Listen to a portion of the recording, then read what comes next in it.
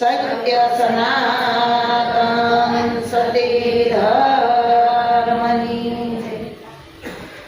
હવે ભગવાન મહારાજે આપણને ઘણી સરસ વાત કરી, કારણ કે પોતે પોતાને ઓળખવાની વાત કરી છે. જેવી રીતે માતા મદારસાએ પોતાના બાળકને જ્ઞાન આપ્યું હતું અને 7 બાળકને ઉગાડ્યા હતા. આપણે બાળકને જ્યારે હિસકાવી ને ત્યારે આપણે બાળકને બીક બતાવી કે હુઈ જા નકર બાગડો આવશે. એલા કોઈ બાગડો જોયો? આપણે કેટલી બીક બતાવતા હોઈએ છીએ, પણ સંતો આપણને બીકમાંથી ભયમાંથી મુક્ત કરે છે અને નિર્ભય બનાવે છે, નિર્ભય પદની પ્રાપ્તિ કરાવે છે.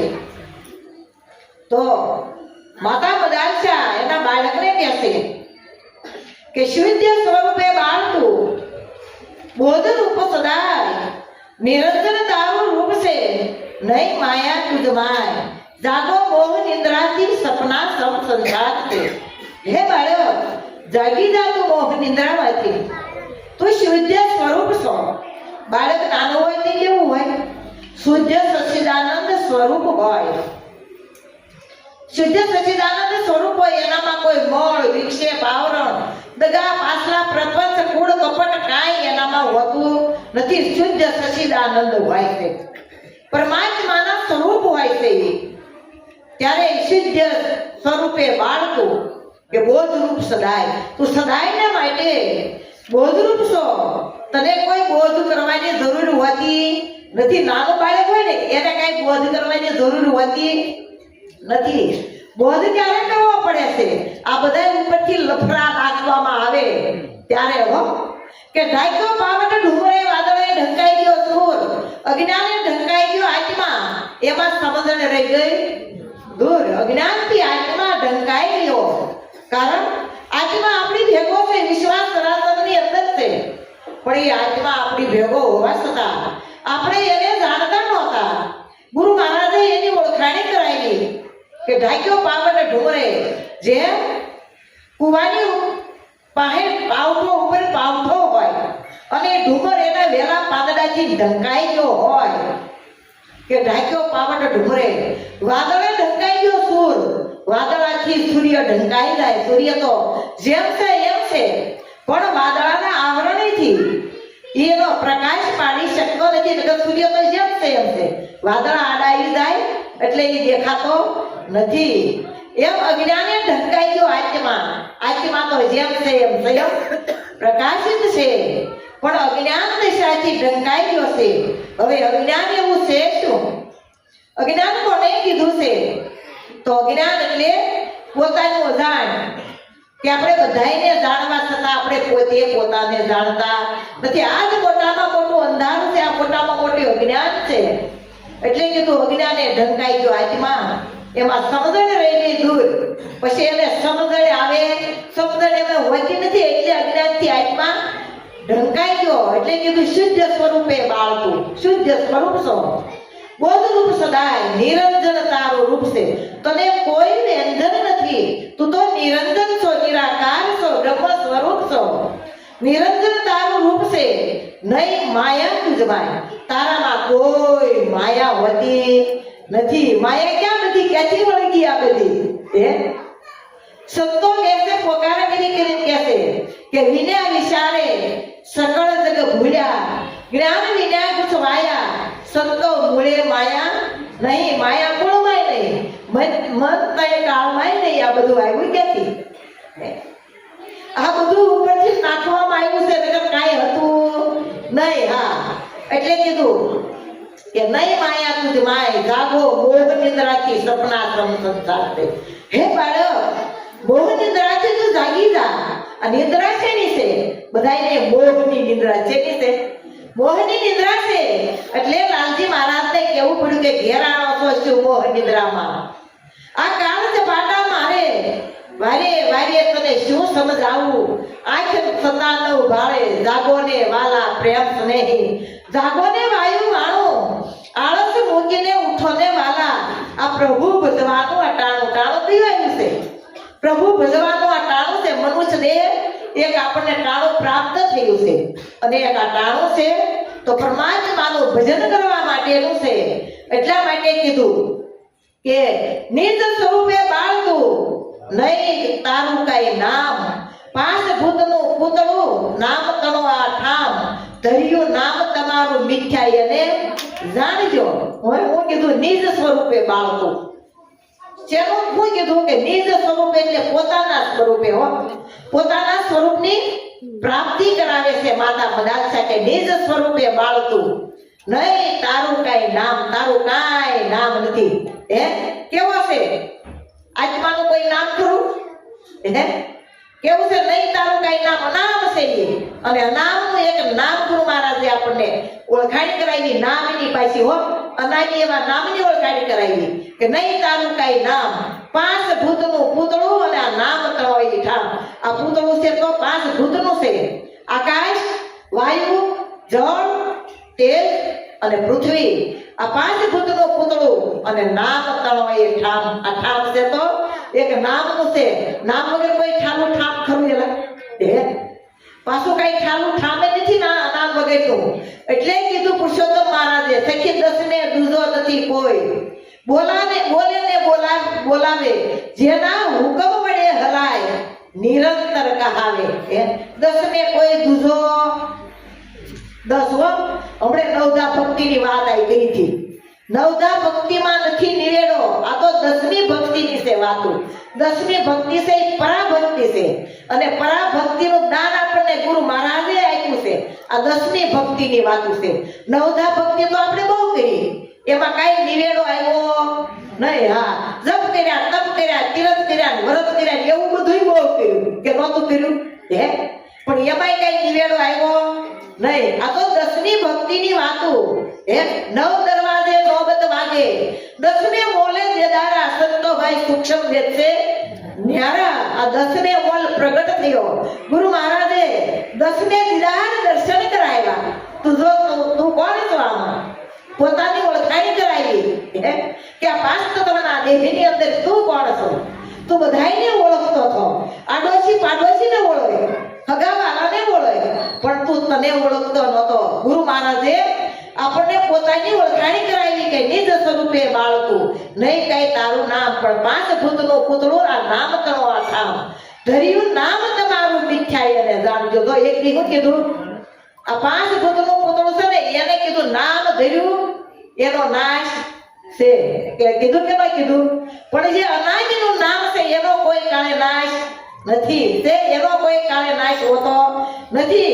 ને આ પછી કાંઈ પૃથ્વી વગરનો પગ માંડવાનો છે કાંઈ નથી. પૃથ્વી વગર પગ માંડવો વણ માટે છે જીવો. જે ઘરે જવું મોવા પછી એ ઘર સંતો તમે જીવતા જોવો. જેવો મોવા પછી ઘરે જવાનું છે ને એ ગુરુ મહારાજે આપણને ઘર જીવતા બતાવી દીધું. હે હમણાં સંપાદીને ભજન ગાયું કે જન્મ મરણ ભય નથી જરાય, આવા સદગુરુ મળવાથી લીલા લે છે. એને જન્માય નથી ને એને માથે મૃત્યુ નથી, એને બીક કોની હોય? કયો હે જન્મા હોય એને મૃત્યુની બીક હોય, પણ એને જન્માય નથી, એને માથે મરણ નથી.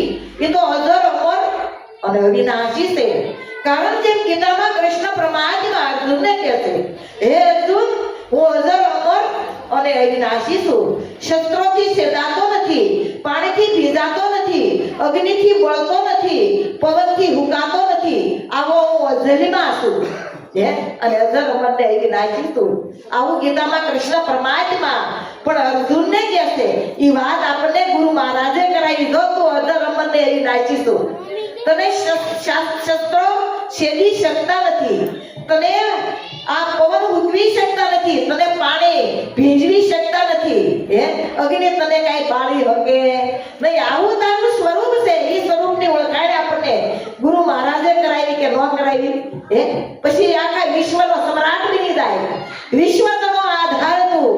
હે આ વિશ્વનો આધાર છે નથી? વિશ્વનો આપણને ગુરુ મહારાજે આખા વિશ્વનો આધાર બનાવી દીધો. આખા વિશ્વનો આધાર પોતે છે. વિશ્વનો આધાર તું. આ વિશ્વનો આધાર આપણને ગુરુ મહારાજે એની ઓળખાણી કરાવી દીધી છે. પછી એ ઓળખાણી કર્યા પછી જો જ્ઞાન રહે તો કોઈ વાંધો નથી, પણ ત્યાં રહેવા માટે શું કરવું પડે? કે આત્મ બુદ્ધિ એ આત્મા, હરિ જ્ઞાને હરિ દેખાય. જો મૂળ ઠામને જો મળે ત્યારે અખંડ રૂપ ઓળખાય, ત્યારે ફરીને ઠેકાણે બેહાય. જો આત્મ જ્ઞાને આત્મા, આપણને આત્માનું જ્ઞાન થયું હોય ને તો આ બધાની અંદર એક આત્મા છે. આત્મા સિવાય બીજું કઈ છે? બધાની અંદર એક જ પરમાત્મા કયો, આત્મા કયો, બધાની અંદર એક જ છે. આમાં કોઈની નિંદા કરવી કે કોઈની સ્તુતિ કરવી, જો એક છે કે નહીં? એટલે કીધું કે બીજો જાણે તું બીજો ફરે છે, પણ એક સતાજી કોઈની ધરે છે. રાખ હિંમત તો નિર્ભય થાવે, ગુરુ વિના તને કોણ છોડાવે? ગુરુ વગર કોઈ છોડાવી શકે નહીં. જો હિંમત રાખ તો તું નિર્ભય છો, તને તારા માથે કોઈ બંધન નથી. હિંમત નહીં બંધા તો મદદ એ ખુદા, ખુદા કહેવાય પડે. ખુદ આ બીજો નહીં હો. પોતાની મદદ કોણ કરે? પોતે, કોઈ બીજો છે નહીં. હા, એટલા માટે કીધું કે આત્મ જ્ઞાને આત્મા, પછી હરિ જ્ઞાને હરિ દેખાય. હરિ જ્ઞાન તો હરિનું જ્ઞાન ખબર પડી જાય હરિ કોને કહેવાય. હરિ હરિ સૌ કોઈ કહે, હરિનો આવે હાથ. જો હરિ શબ્દનો અર્થ કરે તો હરિ સદાને સાચ. આપણી હારે ભેગો છે હો. હા, હરિ શબ્દ નથી, બધે ભેગો પરમાત્મા વસી રહ્યો છે, એને જ હરિ કીધું. નામ ત્રણ, રૂપ એક છે, સમજો એનો સાર. એક સતા જો આ અનેક છે એનો વિમળ કરીજો વિચાર. ત્રણ નામ કીધા. કેટલા નામ? ત્રણ. અને રૂપ એક. ત્રણ નામ છે હરિ, ગુરુ અને સંત. ત્રણ નામે પ્રગટ છે. નામ ત્રણ ને રૂપ એક. સમજો એનો સાર. એક સાર સમજવાનો છે. હમણે મહારાજે, ભગવાન મહારાજે વાત કરી કે સાર ને લેકી રાખાનો કચીએ, સારી ચારની રાખીએ માજા. એક આ સાર છે હો. એ સાર, સારમાંથી સાર સમજાયો. આ સાર ને લેકી રાખાનો કચીએ, અને ઈ સારની માજા રાખવાની સાર છે. સાર એવું છે તમારું સ્વરૂપ. ઈ આપણને સાર સમજાયો કે ન સમજાયો? આ સાર ને બેકી રાધાનો કચી, આ સાર ને બેકી રાધાનો કચી, આપણને જે પોતાના સ્વરૂપ સમજાયું છે ઈ આ એક સાર છે. સાર છે એ આપણને ગુરુ મહારાજે એની સમજણ કરાવી છે. તો કે ધર્મ, આપણે કીધું ધર્મ, અર્થ, કામ અને મોક્ષ. અસાર સાર છે. આ ચાર ને મૂકી રાધાનો કચી. કબીર સાહેબે કીધું કે કબીર સંદેશો મેઘલે કરો સત વિચાર, વિના પાણીએ નીપજે દીઠ એક અને ફળ ચાર. આ ચાર ફળ લાગ્યા. કેટલા? દેહ એક દીઠ છે, એને ચાર ફળ લાગ્યા. ધર્મ, અર્થ, કામ અને મોક્ષ. ચાર ફળ લાગ્યા કે ન લાગ્યા? એટલે હરિ જ્ઞાને હરિ દેખાય.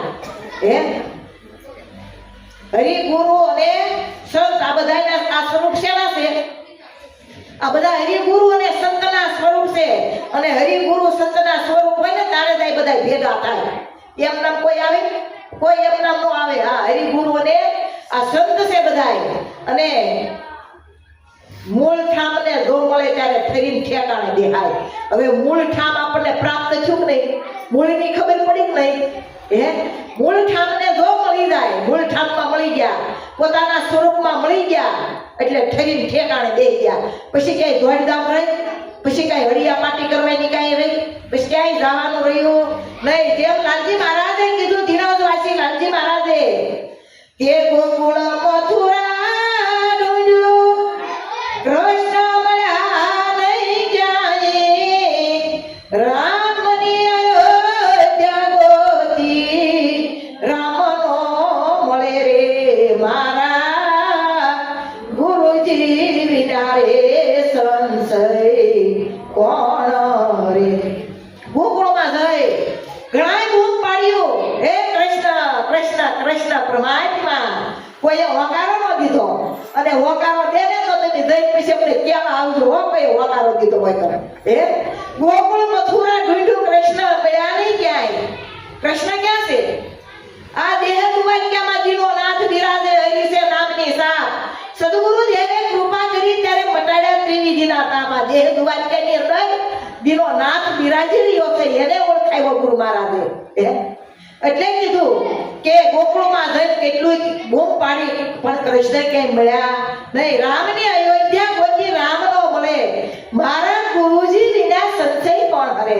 અયોધ્યામાં જઈ રામ રામ રામ ઘણું કર્યું હે, પણ રામે ક્યાંય હોકારો દીધો નહીં. રામ કોણ છે? આટલું રામ પોતાની ભેગો છે અને તરત હોકારો દે કે ન દે? હે, તરત દે. એટલે લાલજી મહારાજ તો બહુ ફર્યા, પાના પુસ્તક કેટલાય વાંચ્યા, લાઇબ્રેરી જેટલા પુસ્તક એના ઘરમાં હતા. એક પરમાત્માના પદની પ્રાપ્તિ કરવા માટે કેટલું ફર્યા, છતાંય પરમાત્માના પદની પ્રાપ્તિ ન થઈ. અને એ ગુરુ મહારાજના શરણે ગયા. ત્યારે ગુરુ મહારાજે ઓળખાણ કરાવી કે લાલજીભાઈ તમે તમને ઓળખો છો? ત્યારે લાલજી મહારાજ એક નાના બાળકની જેમ ધ્રુસકે રોવા માંડ્યા. આપણે ગુરુ મહારાજે કીધું હતું કે તમે તમને ઓળખો છો? હે, આપણને ઓળખતા થા અને આપણને કઈ એવું દુખાઈ ન છું કે આપણે આવું કેમ કીધું કે અમને ઓળખતા તમે તમને ઓળખો છો? આને તો એવું દુઃખ થયું હે, અને ધ્રુસકે રોવા માંડ્યા. પોતાની ઓળખવાની તાલાવેલી જાગી. આપણને આવી તાલાવેલી જાગે તો મેળ આવે એવું છે. તાલાવેલી જાગવી પડે. શું કે પોતાના ઓળખાણ કરવાની, તો પોતાના સ્વરૂપની ઓળખાણ થઈ જાય ને તો પરમાત્માને કે ગોતવા જવો પડે એવું નથી. તો આવું સમજી આનંદ કરવો અને આનંદ કરાવો. આનંદ ઈ જ પોતાનું સ્વરૂપ છે. સદગુરુ મહારાજ